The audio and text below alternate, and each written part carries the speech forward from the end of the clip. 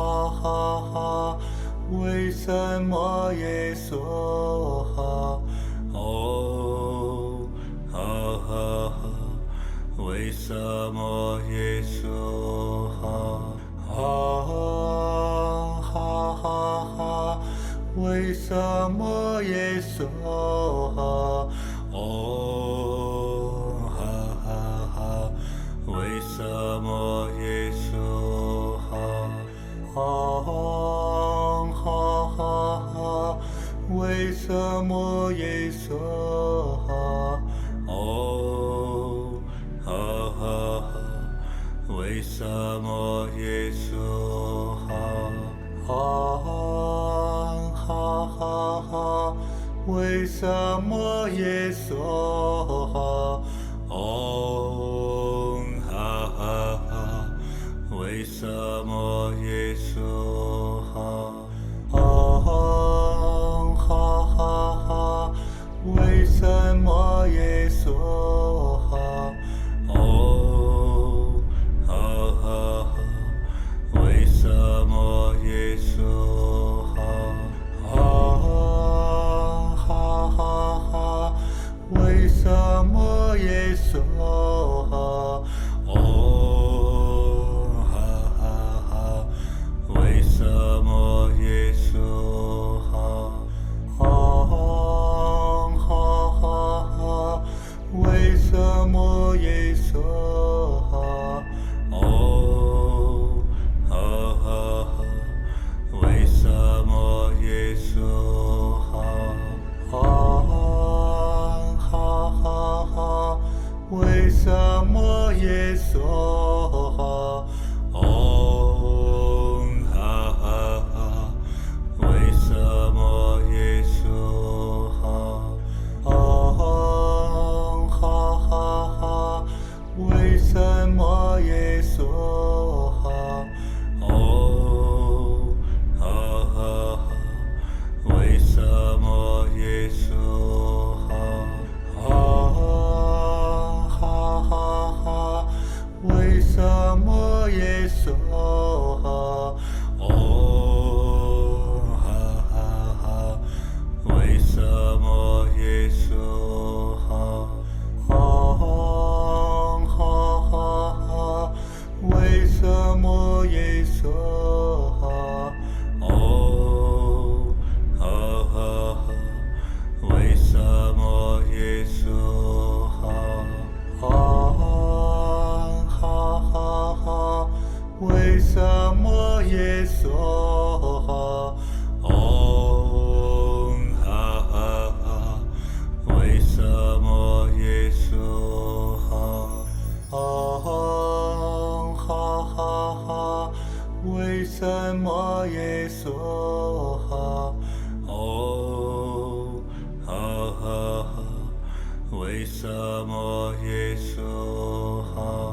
啊哈哈哈！为什么耶稣好？哦哈哈哈！为什么耶稣好？哦哈哈哈！为什么耶稣好？哦哈哈哈！为什么耶稣好？啊哈哈哈！为什么耶稣好？哦哈哈哈！为什么耶稣好？哦哈哈哈！为什么耶稣好？哦哈哈哈！为什么耶稣好？啊哈哈哈！为什么耶稣好？哦哈哈哈！为什么耶稣好？哦哈哈哈！为什么耶稣好？哦哈哈哈！为什么耶稣好？啊哈哈哈！为什么耶稣好？哦